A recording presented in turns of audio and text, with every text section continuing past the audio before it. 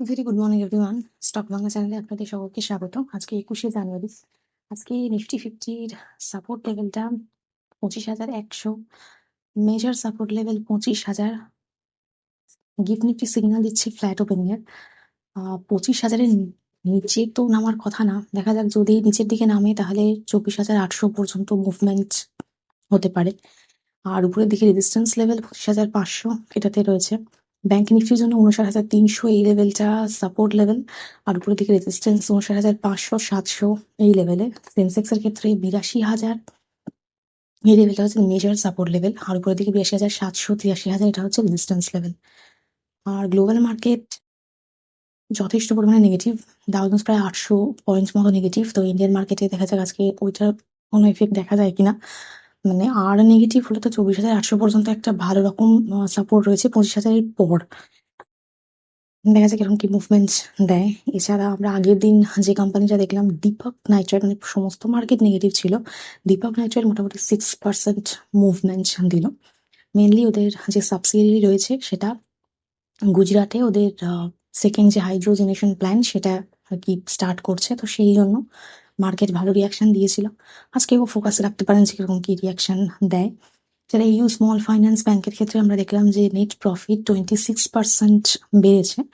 তো আজকে মুভমেন্ট দেখার থাকবে যে মার্কেট কিভাবে কি মুভমেন্ট দেয়। গুজরাট গ্যাসের ক্ষেত্রে আমরা দেখলাম নেট প্রফিট কমেছে, তো মার্কেট কিভাবে রিয়াকশন দেয় সেটা আজকে দেখার থাকবে গুজরাট গ্যাসের জন্য। এলটিআই মাইন্ড ট্রি, তার শেয়ারটা আগের দিন 7% পড়ে যেতে দেখলাম, কারণ প্রফিট ডিক্লাইন করেছে 12% মতো। ফোকাসে রাখতে পারেন মুভমেন্ট কিরকম দেশে দেখার জন্য। ইন্ডিয়া মার্টের ক্ষেত্রে আমরা প্রফিট দেখছি 55% প্রফিট বেড়েছে, ফোকাসে থাকবে। সেটা আইটিসি কোরেলের ক্ষেত্রে ওদের Q3 এর যে রেভিনিউ আমরা দেখছি 1,231 কোটি টাকার মতো রেভিনিউ ওদের হয়েছে। আর প্রফিট আফটার ট্যাক্সের ক্ষেত্রে আমরা দেখছি 237 কোটি রয়েছে। তো আজকে ফোকাসে থাকবে কি মুভমেন্ট দেয়। যেটা পারসিস্টেন্ট যে সিস্টেম রয়েছে কোম্পানি, সেক্ষেত্রে আমরা তাকেও দেখলাম প্রফিট আফটার ট্যাক্স 18% বেড়েছে, 22 টাকা ডিভিডেন্ড ঘোষণা করেছে, রেজাল্ট ভালো। কিভাবে কি মুভমেন্ট দেয় সেটা দেখার থাকবে, আজকে ফোকাসে থাকবেন। টাটা টেলি সার্ভিসের ক্ষেত্রে তো আমরা দেখছি মাইনাসেই থাকে, আগের দিন রেজাল্টও সেই রকমই।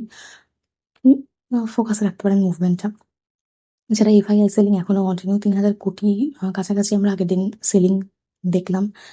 রুপি 91.02।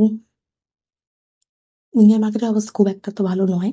এছাড়া ট্রাম্পের যে কেসটার সুপ্রিম কোর্ট আগের দিন ফাইনাল ডিসিশন দেওয়ার কথা, সেটা আবারও 22শে ফেব্রুয়ারি পর্যন্ত, মানে আবার 1 মাস এক্সটেন্ড করে গেছে টাইমটা। তো সেটা অবশ্যই একটা ব্যাড এফেক্ট পড়বে ইন্ডিয়ান মার্কেটের উপর। আজকে মার্কেট ওইটার জন্য কিছু রিয়াকশন দেয় কিনা সেটা দেখার থাকবে।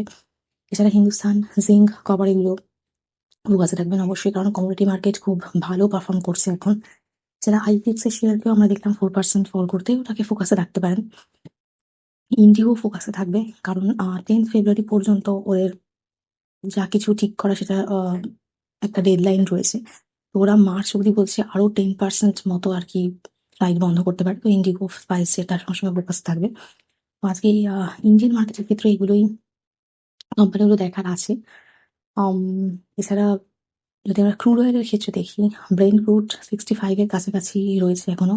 কমোডিটি মার্কেট খুব ভালো পারফর্ম করছে, কিন্তু অন্যদিকে আমরা যদি ইকুইটি মার্কেট দেখি খুব বাজে পারফরমেন্স। ইন্ডিয়ান মার্কেট তো মানে 25,000-এর লেভেলটা সাপোর্ট রয়েছে, এবার সেটা ভেঙে গেলে আজকে 24,800 পর্যন্ত মুভমেন্ট পসিবল। দেখা যাক কিরকম কি মুভমেন্ট দেয়। তো আজকের ভিডিও এখানেই শেষ করছি। প্লিজ আমার এই ভিডিওর উপর ডিপেন্ড করে কোনো ইনভেস্টমেন্ট করবেন না। আমি কোনো সিভিল অ্যানালিস্ট বা অ্যাডভাইজার নই, শুধুমাত্র এডুকেশন পারপাসে ভিডিও করা। তো দেখা হচ্ছে নেক্সট ভিডিও।